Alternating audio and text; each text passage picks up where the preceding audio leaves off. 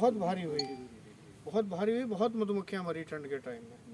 अच्छा उस समय भोजन के लिए हम लोग डालते हैं, मान लो फूल नहीं है, जी ठीक है, तो चीनी वगैरह जैसे देखो, डालनी है। अगर बाहर से फूल नहीं है हाँ तो उस स्थिति में ही ये बाहर से चीनी को खा सकती है। चीनी मतलब वो स्थिति है कि जैसे मरता हुआ क्या नहीं हाँ, क्या करता, नहीं करता जी। तो उस स्थिति में अगर बाहर भी कहीं चीनी आप रख देंगे तो ये वहाँ से भी ले लेंगी, अपना जीवन चला लेंगी। हमने भी सर्दी के टाइम में जब यहाँ मधुमक्खियाँ निकल नहीं पा रही थी तो चीनी का ये घोल भी और वैसे भी ड्राई रूप में इनमें डाल ली थी, तो मधुमक्खियाँ उठा लेती हैं। लेकिन अगर बाहर से कुछ मिलता है, फिर चाहे डब्बे के अंदर भी आप रख दो, फिर मधुमक्खियाँ उसे नहीं उठाती हैं, क्योंकि वो इनका भोजन नहीं है। वो तो एक वो स्थिति है कि जैसे एक व्यक्ति को पूरे दिन भूखा रख के और कमरे में बंद कर दिया जाए और फिर उसके पास कुछ डाल दिया जाए तो वो मरता हुआ क्या खाएगा, नहीं, तो वो वाली स्थिति है।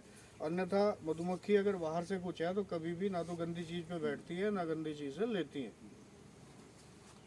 अब इसमें आपने देखा कि ये 10 स्प्रे में सर्दी से पहले ही इसमें बहुत अच्छी स्ट्रेंथ की मधुमक्खियाँ थी। अच्छा जैसे एक प्रश्न होता है कि हम मधुमक्खी इधर उधर क्यों ले जाते हैं। जैसे यहाँ हमारे यहाँ बीच के पीरियड में 15 दिसंबर से 15 जनवरी तक बहुत ज़्यादा ठंड हुई। कुछ इलाके ऐसे हैं कि वहाँ पे ठंड तो सभी जगह होती है, लेकिन वहाँ रात रात की ठंड है। सुबह के टाइम सुबह ही धूप निकल जाती है, तो जहाँ सुबह ही धूप निकल जाती है तो वहाँ ये दिन के समय में उड़ के जा सकती हैं, काम कर सकती हैं, तो वहाँ पे इनका घनत्व डाउन नहीं होता, मृत्यु दर बढ़ती नहीं है, मतलब जन्म दर बनी रहती है। हमारे यहाँ समस्या क्या आती है उस पीरियड में कि रात को तो ठंड होती है, यहाँ दिन में भी टेम्परेचर डाउन ही रहता है।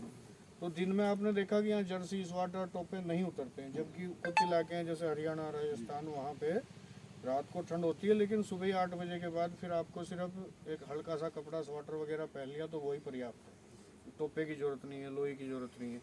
तो वहाँ पे ये दिन में काम करती हैं बहुत बढ़िया उस पीरियड में। और सरसों के फसल का टाइम होता है तो सरसों से ये फूल पे जाती हैं और काम करती हैं। यहाँ समस्या क्या आती है कि जैसे हमारे और तो छोटे यहाँ पेड़ नहीं होते फूल के उस समय, उस पीरियड में 15 दिसंबर से 15 जनवरी तक हमारे पास सहारा होता है इस यूकेलिप्टस के जंगल का। अब इसका पेड़ एक तो ऊंचाई पे है, अच्छा दूसरा ठंड इतनी होती है कि यहाँ से जब पेड़ पे मधुमक्खी जाती है तो वहाँ तक जाते जाते उसका मतलब स्थिति ऐसी होती है, चली तो जाती है, वापस आने की संभावना नहीं है। तो अगर 10 जाती हैं तो 5 ही लौट के आती हैं, रास्ते में ही गिर जाती हैं, मर जाती हैं ठंड की वजह से। तो इसलिए ये थोड़ा सा यहाँ पे मृत्यु दर इनका बढ़ जाता है।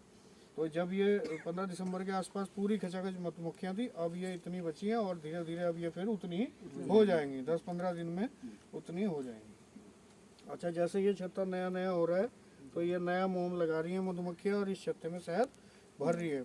तो जब हमें पता लगता है कि जैसे सारे छत्ते इन्होंने ऐसे मोटे मोटे कर दिए हैं तो हम लोग सोचते हैं अब हमारा शहद तैयार है, अब हमें शहद निकालना है, तो बाहर से ही देख के उसका पता चल जाता है।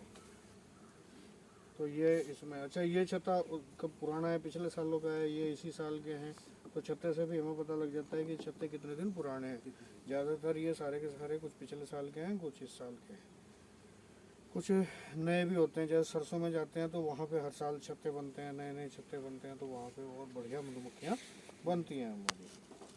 अच्छा जो 12 महीने फूल पे रखते हैं, जो इसको व्यापारिक रूप से करते हैं, वो लोग कभी भी फूल का इंतज़ार नहीं करते कि यहाँ फूल खिलेगा, वो लोग तो जहाँ खिला हुआ है वहाँ उठा ले जाते हैं। मान लीजिए जैसे अपने मधुमक्खियाँ हैं जो जंगली वाली है, ये स्वयं ही अपने आप जहाँ इन्हें उचित माहौल मिलता है, फूल है, मौसम है, ये चली जाती हैं।